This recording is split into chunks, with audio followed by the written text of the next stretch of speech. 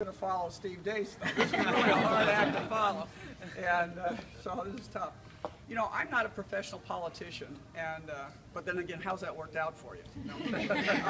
I'm a fourth-generation Iowan, and since the time that my great-grandfather homesteaded in Harrison County in 1871, the Iowa government has gotten bigger and bigger and bigger. In fact, we just had the biggest increase in the budget in our state's history here in the last couple of years. Now, what's the problem with all that? Well, the problem is that as government grows, the private sector shrinks, and we all get poorer. You know, it doesn't matter where you are on the economic ladder. If you want to go up to the next rung, you have to be in a society, in a state that actually produces real goods and services, like food and clothing and shelter and transportation and even medical care and widgets and all the great things that we produce. You know, what does government produce? It produces two things. Well, three if you count corruption. But it produces taxation and it produces regulation. You know, taxation takes the money out of your pocket directly, and I probably don't have to explain to you guys taxation. But did you know that we may have the dubious distinction of being the highest corporate tax in the world because we're the highest corporate tax in the nation, Iowa is, and the nation is the highest corporate tax in the world. So that, I don't know how we got there, but that's pretty sad. Now we've recently moved up into the fifth from the top personal taxes. I love it when these bureaucrats who've never really had a job out of government, by the way, only 9% of the Obama administration has had a job out of government, say, oh, we're going to save small business by we're going to lower the corporate tax. Well, you know, obviously, anybody who's run a small business knows they don't know what they're talking about because small businesses don't pay corporate tax, they pay personal taxes. So these are all bad. But we also have high gas taxes, high property taxes. I mean, we really are taxed enough in this state. Taxed too much. Now, for the first time in our nation's history, the Competitive Enterprise Institute says regulations are actually costing us more than taxes. You know, and we're also regulated to death from the time we get up in the morning. I don't really like raw milk, but you know what? I'm offended when I get up in the morning to find out that at a time when we're not protecting our borders and we've got a lot of big issues going on, we've got raw milk is illegal in the state of Iowa, and it's a federal offense if I bring it home from Nebraska. I mean, how ridiculous is this? But we are regulated to death. And what's our biggest export to South Dakota? You know, somebody raised their hand when I said that. They said beef. No, it used to be beef. Now it's jobs and businesses. You're right. You know, we lose them, especially from the western side of the state, but we lose them over there. And why? Because they have no state income tax, and they're number one on the freedom scale. I mean, this is not rocket science. This is just, if you look at the states that are growing and booming and gaining real workers. We lost, if you really look at the numbers, we lost 23,000 workers last year. And South Dakota, coincidentally, gained 23,000 workers. You know, I don't think that's an accident. Now, here's a statistic that should put ice water in the veins of every Iowan. I figured, I ran the numbers. We have 20% more government workers per capita than does California. Now, that's a problem that ripples down for 20 and 30 years. That is really a scary statistic. You know, I'm tired of hearing, oh, but we balanced the budget. You know what I'm talking about. We balanced the budget. We're in the black, okay? I can balance the budget of the state by taking everything that you've got. You know, the end game here is not a balanced budget. The end game is freedom. And look at what we've lost. You know, we've lost the freedom to educate our children the way we want. We've lost the freedom to freely contract for our medical care. We've lost the freedom to speak our religious views without being fired. We've lost our freedom to use the land that we want. And we've lost the freedom to keep the fruits of our labor. You know, so we're really in deep trouble here. And as a state, we need to turn this around. You know, some days I think, how can we save, you know, what's going to happen to America? The answer to America is save one state at a time. We have to take back our state. What do we need to concretely do? Well, in my opinion, the first thing we have to do is we have to stop Common Core. You know, this is the worst educational program that I've ever seen in my lifetime. And I'm old enough that I've seen some pretty bad doozies of educational programs. All you really need to know about Common Core is when you see it, and you can verify this. I was on Jan Michaels and I mentioned this the other day, and somebody challenged me, said, oh, that can't possibly be true. And I love smartphones now. I just went out and I found, hey, I just tweeted this out, and actually here's the citation from the Federal Department of Education website. They're going to put federal agents in our classrooms to ensure compliance with Common Core. What's the motive for that? What does that tell you about this program? I'm also most offended, and I was a homeschooler, and then and also my kids then went to public school, so I kind of seen both sides of it. I'm not saying I'm an educational expert, but you know, it offends me to think that the departments of education at the federal and the state level think that if they didn't give me standards, oh my, I wouldn't have standards for my own children. I mean, trust me, my kids know I was the Russian judge when it came to standards. It wasn't the school district they had to answer to, they had to answer to me. And so, I mean, we would also, in fact, look at when we were #1 in the nation for education. We were always in the top 3. I grew up in the 50s and 60s. We were always at the very top when you compared the states. What did we have? We didn't have a federal Department of Education. We didn't have a state Department of Education. Local control means local control. It means teachers teach, the principal exerts discipline and takes care of the building, and our local school boards get the money locally and get and set the standards. You know, I heard the governor was worried about all these big old brick school buildings that are sitting empty. They didn't used to when we didn't take any federal funds. Every little town of 300 people could have their own school, you know. So that's the first thing. I mean, you know, this is a great, education is the classic example of Ronald Reagan's aphorism that when government's the problem, more government is not the answer. The answer. Now, having said that, another great program that demonstrates that is Obamacare. Now, I wrote to the governor before he brought in the state exchanges. It was his option. And I said, please, please, please do not accept the state exchanges. I mean, you know, it's bad enough they're doing this at the federal level. Don't accept the state exchanges, because it turns out when you set up a state exchange, the ramifications to business in your state are much, much worse. In fact, you can read my letter. It was published as an open letter on worldnetdaily.com. Well, for whatever reason, they set it up. And let me tell you, we cannot withstand this. This is just an economic nightmare. Just running the state exchange, if you believe Twyla Brace and other people have estimated this, is somewhere between $20 and $60 million a year. And you haven't produced one iota of medical care. You know, and you know how it goes with budget estimates. You know, it's like how Medicare was going to be, and then the reality 10 years later, here was our estimate, here it is up there. So who knows how much is, but this is all just bureaucratic wasted energy. This doesn't produce medical care. And if you think that's bad, here's what I just figured out recently. You know, it used to be, here's how we used to fund, you know, the indigent care in the state of Iowa. You paid your taxes, it got distributed to the hospitals and doctors that took care of the patients. It was never enough to cover the cost of goods and services, but it was kind of, you know, they kind of viewed it as shared charity. Now that was 20% of the state's budget, doing it that way. Now what they're going to do, they're not going to directly pay out for this care. They're going to buy that indigent person an insurance policy at somewhat between 300 and 400% the market value. Okay, if anybody thinks that's economically viable, I have 20 acres of timber and I'll sell you some carbon credits. You know? I'd love to do that. No. Okay, so those are the first two things. The next thing we need to do is we need to get control. In fact, I think we need to deauthorize, you know, these people serve at their pleasure, and there's a signature of authorization somewhere, these unelected immortal boards that are regulating our state into the poorhouse.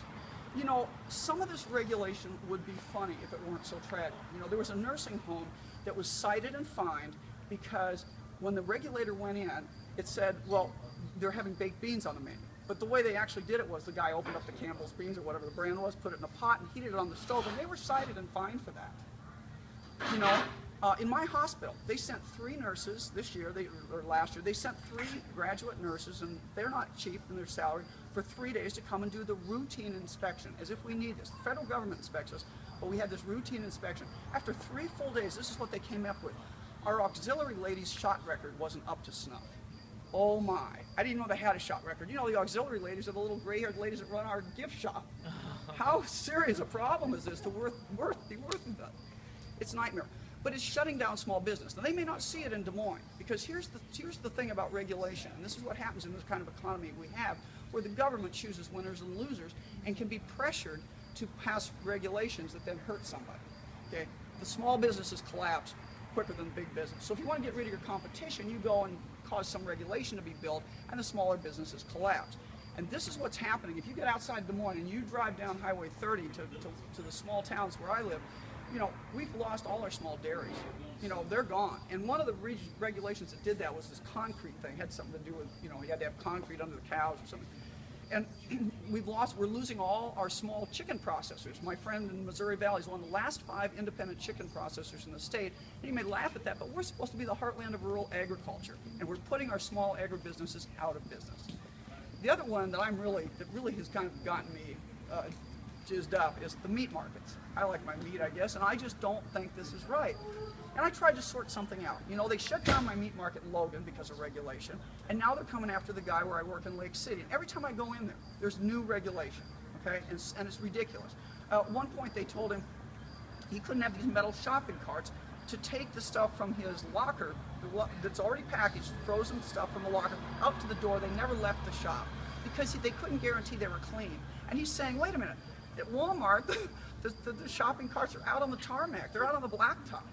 That didn't matter. He had to get rid of his. Okay, that's the kind. I mean, it's multiple regulation. You know, in the state of Iowa, this is kind of taxation again, but he has to pay a workman's compensation, as does everybody who's self-employed. Has to pay workman's compensation on yourself. Now, many states, most states don't do that. You can never collect. You can't fire yourself. But there was a computer glitch, and so they're catching up, and they just sent him a bill for $5,000, which might put him out of business. You know, this is for a tax on something he can never benefit from. This is just criminal. But it goes on and on. I used to think it was federal regulations putting our little businesses out. No, it's our state doing this. And we need to get control. So when it came to the meat markets, I called up the Secretary of Agriculture's office and I said, hey, this is what's going on. And I told them about the one in Logan. I told them about, like, and they got back to me and they said, oh no, we looked into it and the guy in Logan closed voluntarily. Oh no, he didn't. He closed because after being there for 30 years, nobody was getting sick, we all liked it. He was told he had to bring his meat market up to today's arbitrary standards. It was going to cost him $30,000 and he closed. If anybody thinks that's voluntary, that's not voluntary. Okay, so the next thing we need to do after we get back, and I just think we need to take back those unelected boards by just deauthorizing them, you know, and I think the one growth in the Hieb administration would be the purchase of pens, because everything that's unconstitutional is going to get lined out, and you know, and that solves some of the problems that Steve Dace was talking about. You can argue about abortion, but you can't argue about paying for it. Nobody should be forced to pay for this. Now, and so many other things. You know, this is the unconstitutional, these little unregulatory boards, it's a subset of what's happening at the federal level. The only people that can write laws legally, constitutionally, is our legislature, but they've abrogated their responsibility and they let all these people that are just, that get benefit from the regulations. You know, there's a perverse incentive here. Regulators love to regulate because then they can get better job security. If they don't find, in fact, the meat market guy, his inspector told him, if I don't find something, then I can't come back for a year, i.e. this is a jobs program. He actually was upfront about it, you know.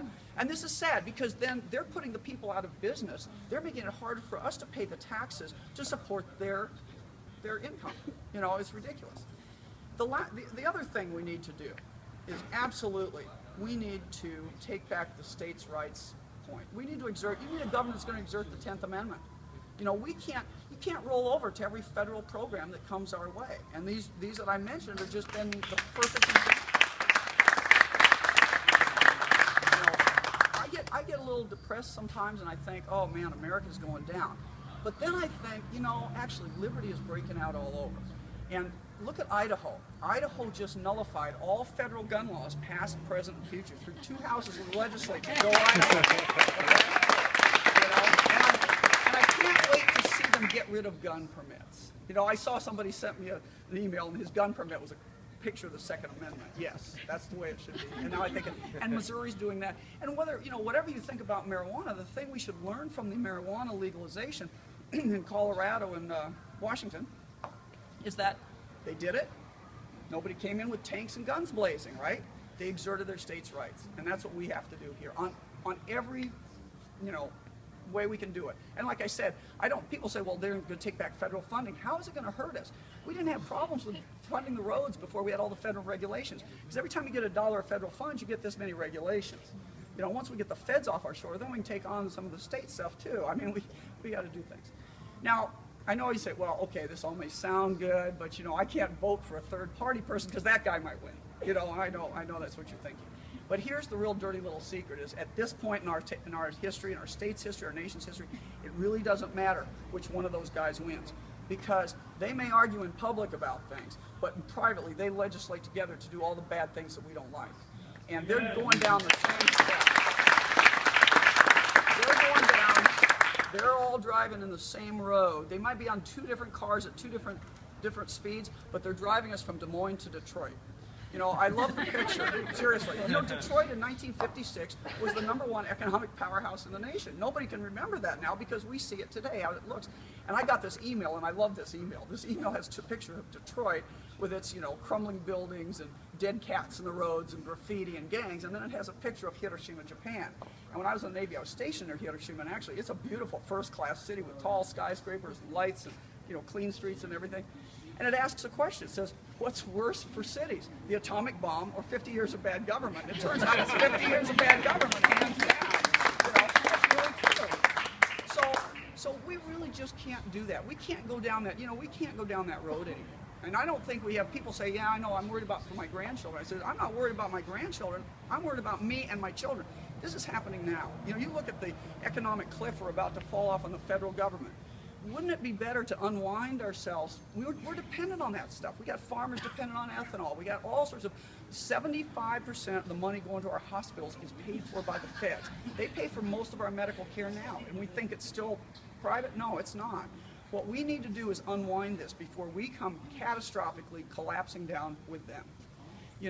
So I guess I'm going to ask you, and hopefully you'll be, and I think Liberty Iowa kind of exemplifies this, that it's more important at this juncture to be attached to your liberty and less attached to your political party. I have friends that say to me they're willing to take up arms in the defense of liberty. Great, so am I, but wouldn't it be better to have a little faith and take up that pen and let's start voting differently? So thank you very much.